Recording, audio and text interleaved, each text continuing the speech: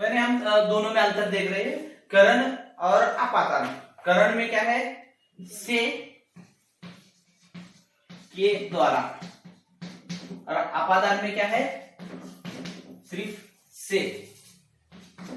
यानी इसमें से के द्वारा है और यहाँ पर अपादान से है। तो यानी तो दोनों में अंतर देखिए, करण कारक का अर्थ है साधन है, जबकि अपादान कारक का अर्थ है अलग होना। यानी करण का क्या अर्थ होता है, यानी साधन के द्वारा,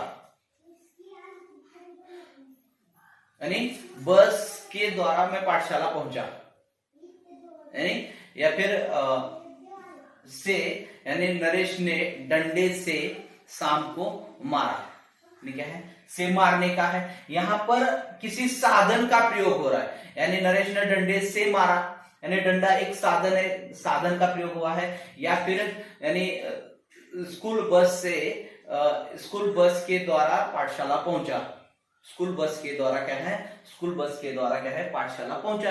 स्कूल बस के द्वारा यानी बस के साधन के द्वारा क्या है, पाठशाला में क्या है, पहुंचने का कार्य किया गया है। लेकिन यहाँ पर अपादान का अर्थ है अलग होना, यानी अलग होना, यानी मतलब अलग होना मतलब क्या है यहाँ पर, यानी संज्ञा क्रिया को क्या है, अलग करने के क्या है बारे में बताया जा रहा है। तो देखिए आप यहाँ पर दूसरा उदाहरण देखेंगे इन दोनों में भी।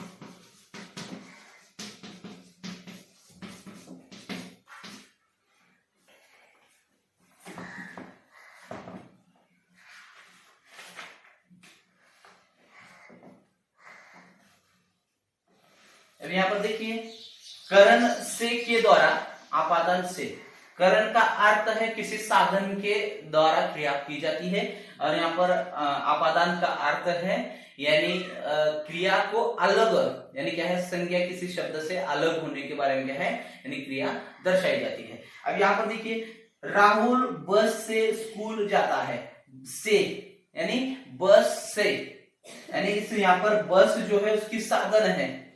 राहुल बस से स्कूल जाता है, राहुल डंडे से सांप को मारता है, यानी डंडा या बस यहाँ पर साधन है, यहाँ पर अपादान।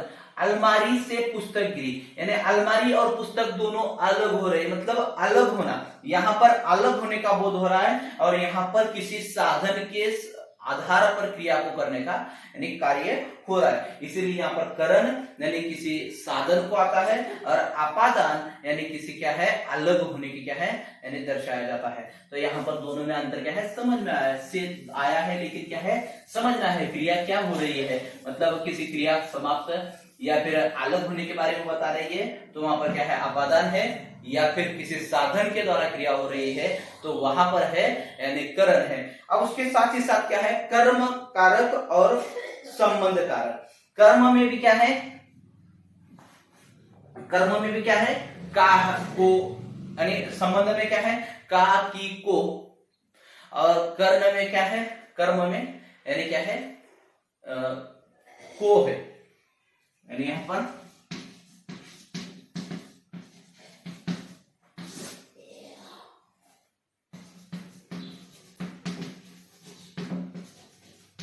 का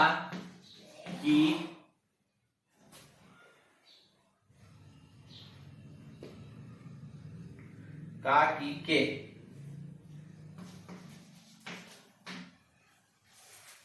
कर्म कारक में क्रिया का फल कर्ता पर न पड़कर कर्म पड़ता है, जबकि संबंध कारक में संज्ञा या सर्वनाम के जिस संबंध का संबंध अन्य शब्द से जाता है। अब यहाँ पर कर्म मतलब क्या है, यानी कर्म का फल यानी क्या होता है, यानी सॉरी क्रिया का फल कर्म पर गिरता है, यानी क्रिया का फल कर्म पर पड़ता हो, और यहाँ पर संबंध में क्या है, संज्ञा सर्वनाम का संबंध अन्य किसी शब्द पर क्या है, या शब्द के साथ दर्शाया जाता है। उदाहरण देखिए, मतलब आपको समझ में आएगा।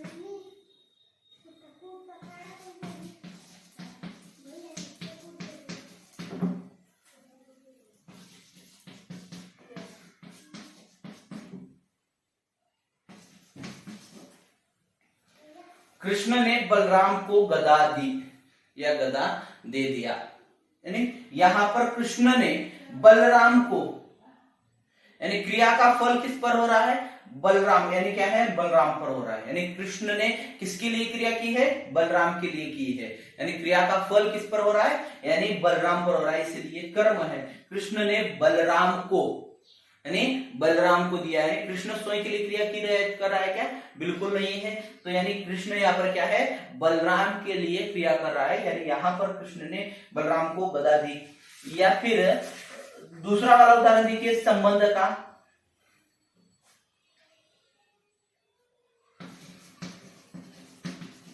नमन की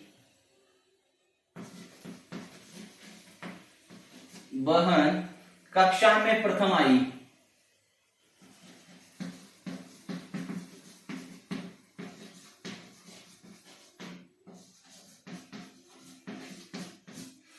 नमन और उसकी बहन, यानी दोनों का संबंध है। तो यानी यहाँ पर क्या है, संबंध दर्शाया जा रहा है, यहाँ पे संबंध दर्शाया जा रहा है, यानी नमन और बहन, यानी दोनों का संबंध है। यानी नमन की बहन कक्षा में प्रथम आई, कक्षा में किसकी बहन प्रथम आई, नमन की बहन आई, यानी मतलब अलग अलग, यानी दोनों के संबंध है। और यहाँ पर कृष्ण ने बलराम को गदा दी, कृष्ण ने बलराम को गदा दी, यानी कृष्ण ने क्या किया है, बलराम को गदा दिया है। यहाँ पर कृष्ण अपने लिए क्रिया न कर कर्म के लिए, यानी बलराम के लिए क्रिया की है, इसलिए यहाँ पर क्या है, कर्म है, यानी संबंध में जो है यानी बलराम है, यानी दोनों में जो है अंतर इस तरह से है। अब यहाँ पर यानी हमारा कारक जो है समाप्त होता है।